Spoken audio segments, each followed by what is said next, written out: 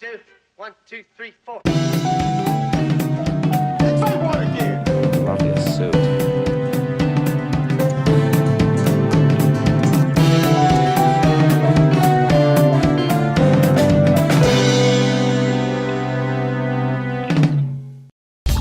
Get up and open your eyes. The world is filled with things to see.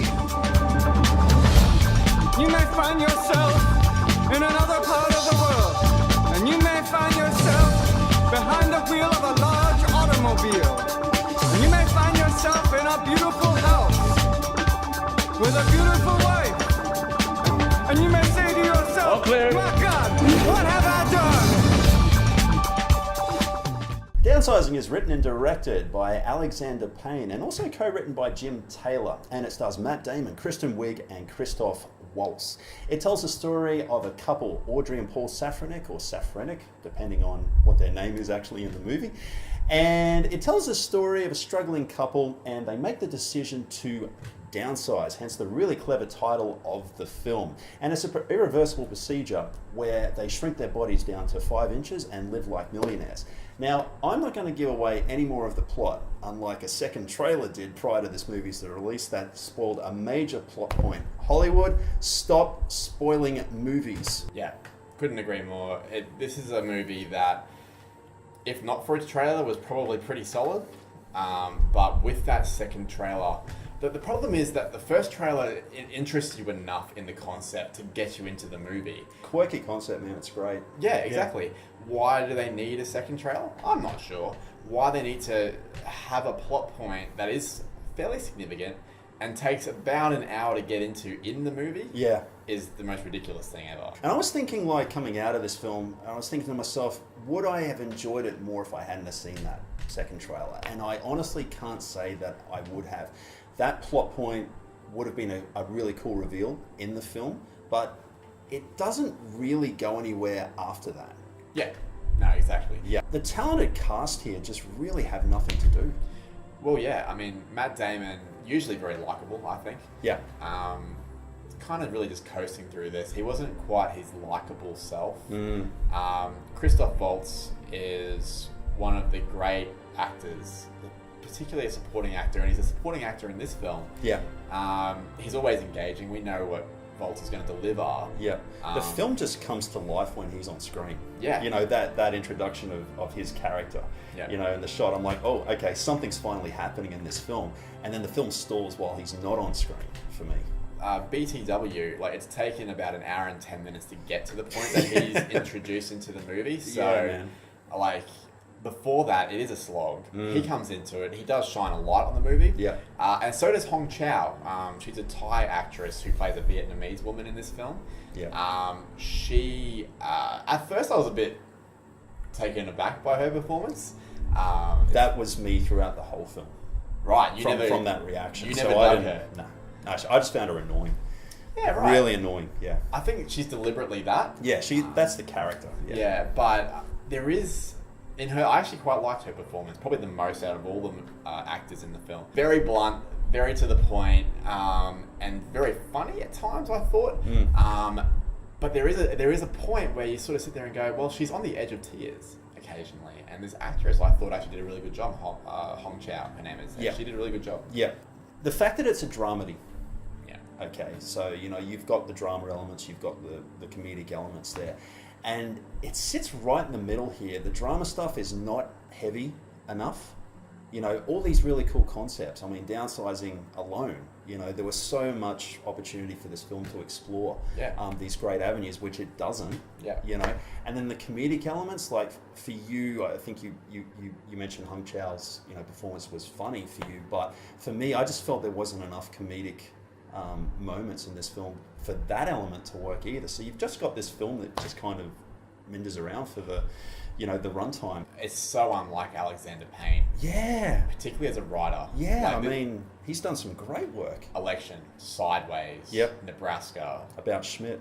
The Descendants. It exists pretty much solely on its novelty value. Yeah. I think maybe the drama would have played a lot better if perhaps we had have seen the downsizers and their connection to the world. Yeah. You know, because it sort of mentions that all these things are going on in the world, and we're not going to give any of those plot points away, unlike a trailer. We aren't a marketing team, guys. Right? Like. Yeah, but just their place, what are the downsizers and their place within the world, at this point, and that interaction. But, on the other hand as well, when we see the downsizers acting with life-size humans, the effects don't really hold up that well, do they? It's hokey. And look, I hate hokey special effects. It just sort of removes you straight out of the film. I'm all about obviously really good production values. Like we have is exactly what we're after. Amazing cameras. Yes, amazing over there. Yeah, amazing cameras. Yeah. But honestly, the hokey effects just take you right out of it. Yeah, totally. I think it was better in Honey, I Shrunk the Kids. Ooh. Yeah. That's how old's that movie now? I think 1991 or something like that. It was early 90s with Rick Moranis. So in other words, we haven't moved forward in shrinking humans on screen in 26 years. Yeah. Hell, we may as well go back to the 1970s with Willy Wonka. It's pretty much the same effect. It is. And I just think they maybe didn't have the budget for it, or I'm not sure what went on there, man, but it just seems like they cut a lot of corners. It wasn't played for laughs, it was just shit. Yeah, exactly. And other elements of the film, like, for instance, when Matt is about to get the procedure of downsizing, the way that it's actually cut together and edited with the quirky, upbeat, tempo, happy music, it seemed to play for laughs, but there's no laughs there. It's not funny. Okay, Matt doesn't have any hair or eyebrows right now. Hilarious. Yeah, that's funny. Very funny. Damien could have given a better performance, I think. There could have been better dialogue to work with as well. There's some bad lines in here, man. And again, there's a line that provides a little bit of a plot point, so I'll vary it slightly. But he says along the lines of, this event, they've been talking about this event for 1,000 years, and now 1,000 years later, it's finally happening. Yeah. It's just like stuff like that, and it's just like, oh my gosh, that's first year screenwriter sort of dialogue writing here. Yeah, not that I can do better, of course, but I would disagree on that point. You actually. Honest. Oh, thank you. Yeah, that's a feather in your cap. Yeah, but no, Alexander Payne is better than a first year student. Of course he is. He's actually one of the better screenwriters going around. It almost doesn't feel like a film from him. Like the downside to downsizing. There has to be a downside to downsizing. At one point before they had the procedure, Damon and Week's character, Sophronic, whatever, they ask the person that's selling them the downsizing, well, why aren't you downsized? Right. And she goes, oh, my husband can't, it's a pretty blown off kind of response. Sure. And I don't know, if I'm them, I'm not accepting that as a response. I'm thinking, there is a downside, let's work this out, or whatever. But then the script will give you a downside later in the movie that they have to overcome. There's some sort of payoff later on, and it just, you walk away so unsatisfied because of that. Another angle is, they decided to talk about the scientific side. Of the procedure, and there's an opening seminar where they're talking about all of that. With the doctor who invented it, we actually see the procedure sort of taking place, right? But the answer is so lazy.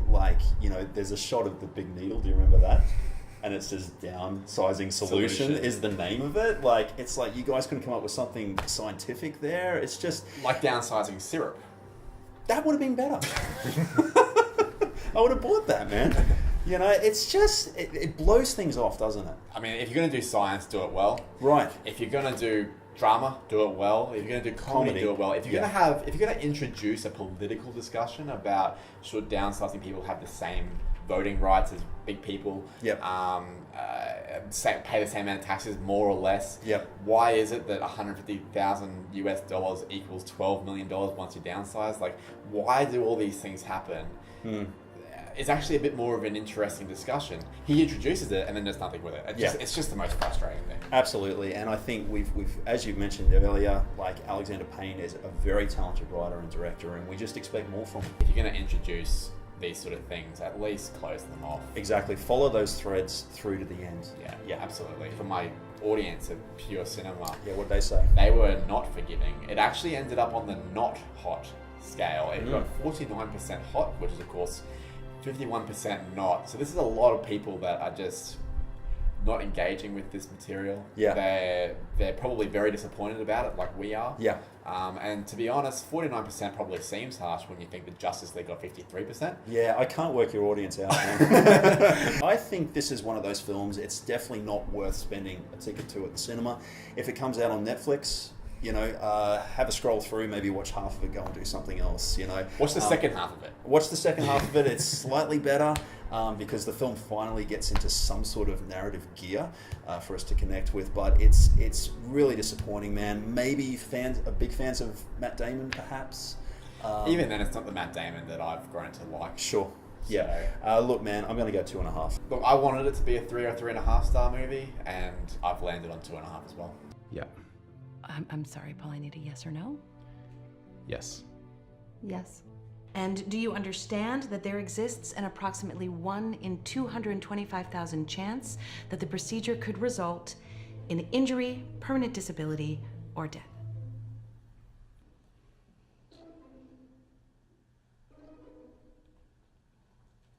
Yes. Yes. So, guys, Downsizing was a big disappointment for us, but what did you think of it? Certainly let us know in the comments below. If you liked this video, please give it a like. If you disliked it, don't give us a dislike, and please don't contact YouTube about what we're doing here, for God's sake.